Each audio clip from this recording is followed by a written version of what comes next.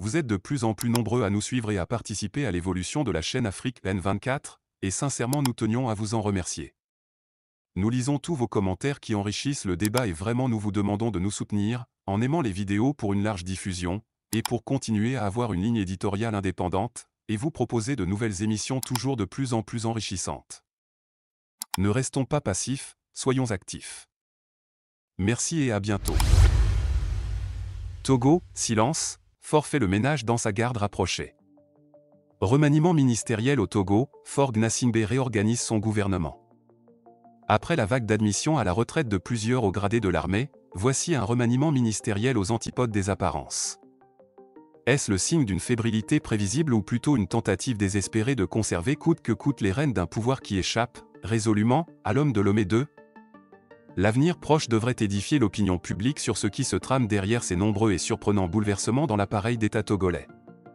Le président de fait du Togo, Faure Gnassingbé, a annoncé un remaniement ministériel le vendredi 8 septembre, affectant des changements significatifs dans son gouvernement qui était en place depuis octobre 2020, après le coup d'État électoral de février 2020. Ce remaniement comprend l'entrée de 5 nouveaux ministres et le changement de poste pour 4 autres membres du gouvernement. Nouveau visage et redistribution. L'un des changements les plus notables est celui du général Damé Amyark, qui était ministre de la Sécurité et de la Protection civile depuis 2013. Il a été nommé ministre d'État et prendra désormais en charge le secteur de l'eau et de l'hydraulique villageoise. Kodjo Adedze, précédemment ministre du Commerce, a été promu ministre d'État en charge de l'urbanisme, de l'habitat et de la réforme foncière.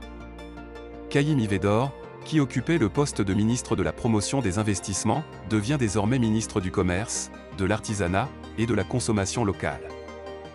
Dans d'autres changements, Yawa Kwigan, qui était maire d'Atakpamé, rejoint le gouvernement en tant que ministre de la Communication et porte-parole du gouvernement, remplaçant ainsi le professeur Akoda Ayouadan.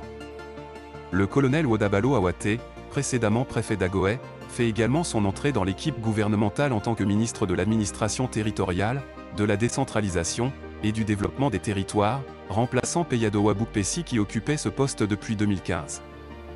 Changement dans les sphères de pouvoir clés. Le ministère de la Sécurité et de la Protection civile est désormais sous la responsabilité de Calixte Madjoulba, qui était auparavant ambassadeur du Togo en France. Le ministère de la Promotion des investissements a été confié à Manuela Santos, une nouvelle venue dans le gouvernement. Enfin, Jean-Marie Tessy a été nommé ministre de l'Accès universel aux soins, remplaçant Mamisile Akla Agba Assi, qui occupait ce poste depuis octobre 2020. Il convient également de noter que quelques heures auparavant, Christian Trimua avait été nommé ministre secrétaire général du gouvernement, succédant ainsi à Kanka Malik Natchaba. Une réorganisation en profondeur. Ce remaniement ministériel inattendu suscite de nombreuses interrogations quant à ses motivations profondes. Certains y voient un signe de la volonté de Faure Gnassingbé de réaffirmer son contrôle sur le gouvernement, tandis que d'autres spéculent sur les raisons sous-jacentes de ces changements.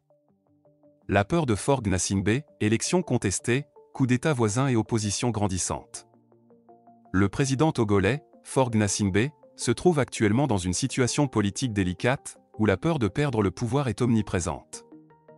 Cette appréhension est alimentée par plusieurs facteurs, dont les élections contestées de 2020, l'instabilité politique dans les pays voisins de la CEDEAO et la montée en puissance d'une opposition unifiée. L'une des sources majeures de la peur de Faure Gnassingbé est l'élection présidentielle de 2020 au Togo. Bien que les résultats officiels aient déclaré sa victoire, l'opposition et de nombreux observateurs internationaux ont soulevé des préoccupations quant à l'équité du processus électoral.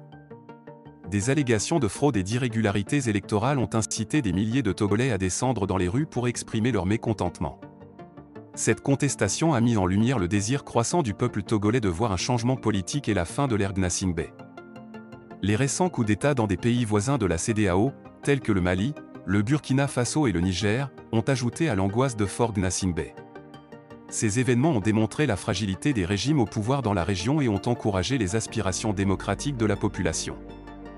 La chute de gouvernements similaires dans d'autres pays de la CEDEAO a renforcé l'idée que le régime de Faure Gnassingbé pourrait également être vulnérable à un soulèvement populaire ou à des pressions extérieures. En outre, les élections législatives et régionales à venir au Togo suscitent des inquiétudes majeures pour le président en exercice. La DMP, Dynamique pour la majorité du peuple, une coalition de partis politiques, d'organisations de la société civile et de personnalités, gagne du terrain et menace le statu quo politique. Cette alliance d'opposition a réussi à mobiliser un large électorat et à remettre en question la domination du parti au pouvoir. Le remaniement ministériel annoncé par Faure Gnassingbé peut être interprété comme une tentative de s'adapter à ces défis politiques en cours.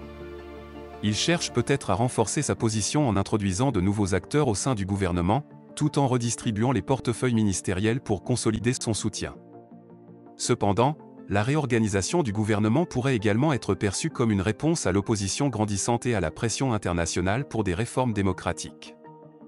Dans un contexte politique de plus en plus hostile, l'avenir politique du Togo demeure imprévisible, et Faure Gnassingbé redoute que les récents développements au sein de la CEDEAO et la remise en question de sa légitimité présidentielle ne le conduisent à perdre son emprise sur le pouvoir.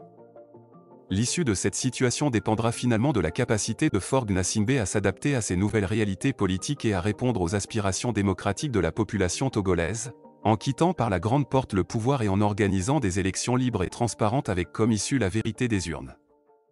Pour cela il faut 1. Le retour sans condition du patriarche de la nation Monseigneur Kpodzro et de son assistant, et du docteur Agbeyome Kodjo, dès lors que l'arrêt numéro ECWSCCJ, JUD-11-2022 du 24 mars 2022 de la Cour de justice de la CEDEAO, désavoue la procédure judiciaire du ministère public contre lui et condamne l'État togolais. Garantir la sécurité et le retour de tous les exilés politiques. 2. La libération des prisonniers politiques qui sont détenus tout simplement parce qu'ils ont usé de leurs droits constitutionnels, de la liberté d'expression, et du droit de contester. 3. La sécurisation de tout le territoire national, notamment les préfectures de Kpenjal et de Kpenjal-Ouest dans la région des Savanes, et assurer la libre circulation de tous les candidats. 4. Des réformes urgentes, indispensables et consensuelles pour rassurer chaque partie prenante aux élections en vue et garantir leur transparence. Ces réformes concernent notamment la composition et le fonctionnement de la CENI et ses démembrements, la Cour constitutionnelle. Les réformes doivent concerner également le découpage électoral, le mode du scrutin, la proclamation des résultats bureau de vote par bureau de vote et tout autre point nécessaire à la tenue d'élections transparentes et démocratiques. 5. L'organisation d'une assise des forces vives de la nation qui aboutira sur une transition concertée. Toutefois, la stabilité politique du pays repose également sur la capacité de l'opposition togolaise à maintenir son unité d'action. Le Togo poursuit son évolution sur la scène politique africaine, mais son avenir politique demeure incertain. Likez la vidéo si ce n'est pas déjà fait. Laissez aussi votre point de vue en commentaire. Abonnez-vous et cliquez aussi sur la petite cloche de notification pour ne rien rater de nos prochaines vidéos. N'oubliez pas de partager aussi la vidéo et de la liker.